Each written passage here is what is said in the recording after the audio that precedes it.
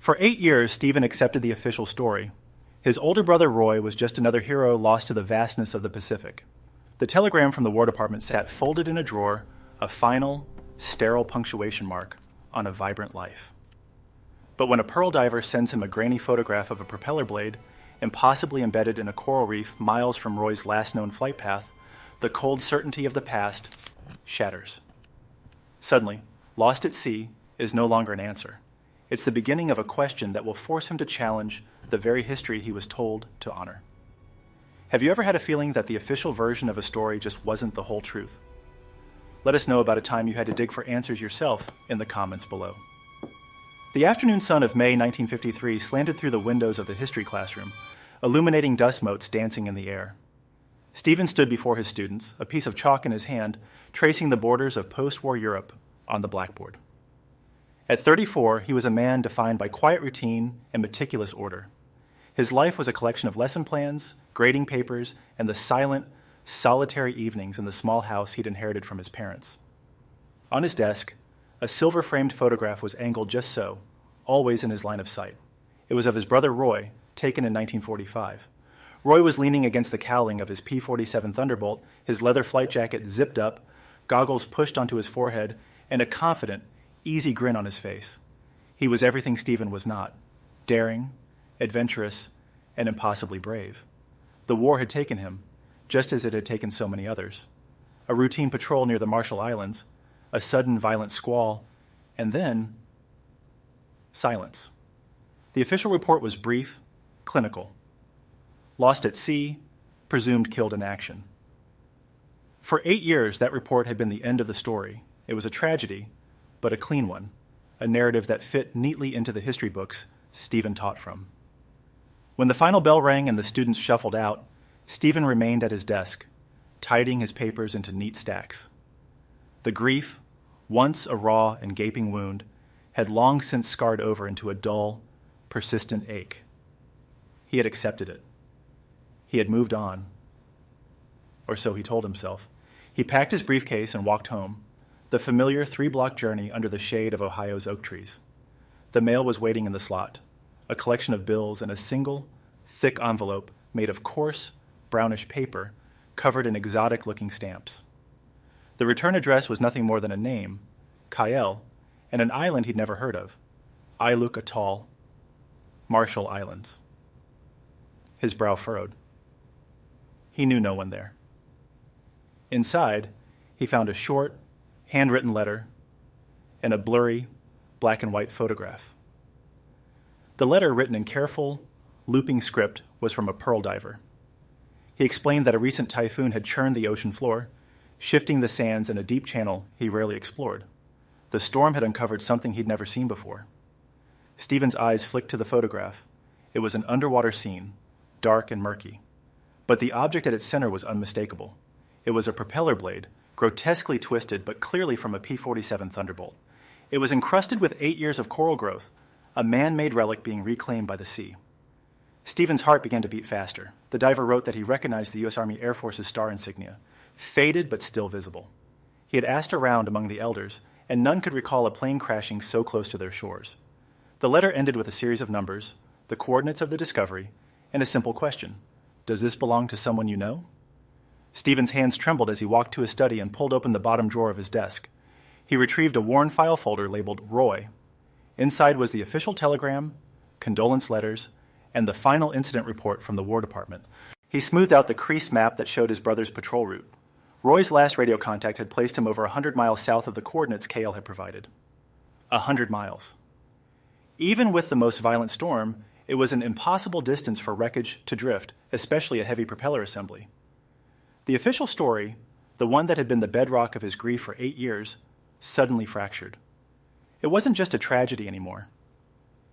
It was a mystery. For the first time since that terrible day in 1945, Stephen felt a flicker of something other than loss. It was a burning, insistent need for the truth. He looked from the diver's photograph to the picture of his grinning brother. He knew, with a certainty that settled deep in his bones, that he had to go to that island. The journey was a long and arduous one, a series of propeller planes hopping from one tiny island to the next until he finally landed on a dusty airstrip on Iluk Atoll. The air was thick with humidity and the smell of salt and flowers. Stephen, in his tweed jacket and slacks, felt impossibly out of place.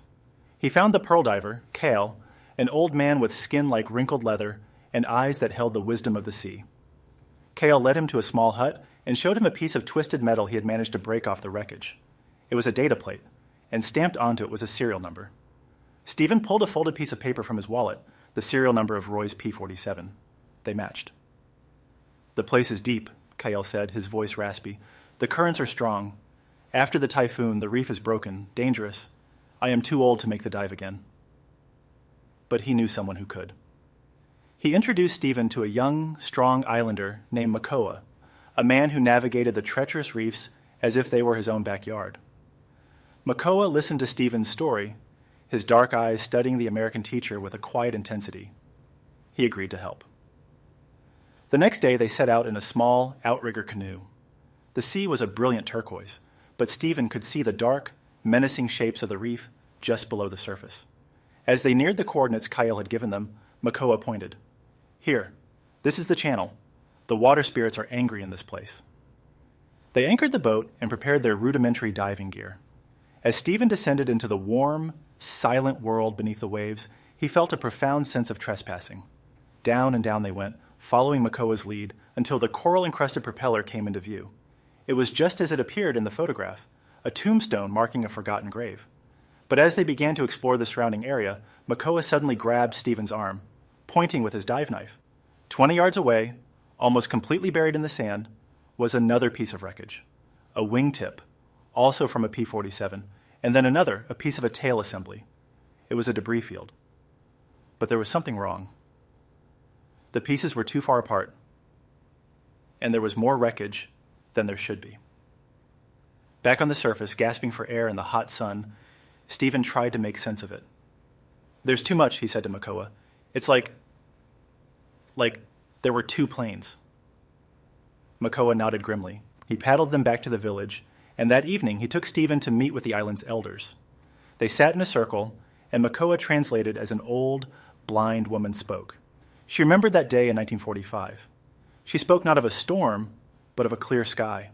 She remembered the sound of engines, not thunder, and she remembered seeing two planes, not one, falling from the sky like wounded birds, spiraling into the deep channel. She said the other villagers were afraid, believing it to be a bad omen, and they never spoke of it again. Two planes. The official report had been adamant. Roy was on a solo reconnaissance patrol. No other aircraft were reported missing in that sector on that day. The clean, simple story of a hero lost in a storm was now a tangled knot of lies.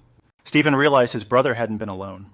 He had a wingman who was never mentioned, a wingman who was the sole witness to what really happened that day, and whose story had buried the truth for 8 years. Stephen spent the next week working with Makoa, diving on the wreckage field. They mapped the location of every piece they could find. The evidence was irrefutable. 2 distinct P-47 Thunderbolts had crashed there. Armed with this new information, Stephen flew to the nearest large island with a telephone connection to the United States. He called the Department of the Air Force, the successor to the Army Air Forces. He explained who he was and what he had found. He was met with a wall of bureaucratic indifference. The case was closed. The records were archived. He was politely but firmly told to stop digging into the past. But Stephen, the quiet history teacher, had found a tenacity he never knew he possessed. He refused to be dismissed. He mentioned the second plane, the eyewitness account from the elder, the discrepancy in the location. He threatened to go to the newspapers. That got their attention. A reluctant clerk put him on hold. When he came back, his voice was different, cautious. He told Stephen that there was, in fact, a classified addendum to the original report. He wasn't authorized to share its contents, but he did confirm one thing. Lieutenant Roy Sanders did have a wingman on his final flight. His name was Lieutenant Walter Thorne. According to the file, Walter's plane suffered engine trouble, and he had returned to base before the storm hit. He was the one who reported Roy's last known position. Walter Thorne was the only one who came back. Stephen knew what he had to do. He found Walter's service record. After the war, Walter had left the military and become a successful businessman in California, running a lucrative import-export company. There was no hint of scandal, just a straightforward story of a veteran who had done well for himself. Stephen flew back to the mainland, his mind a whirlwind of questions.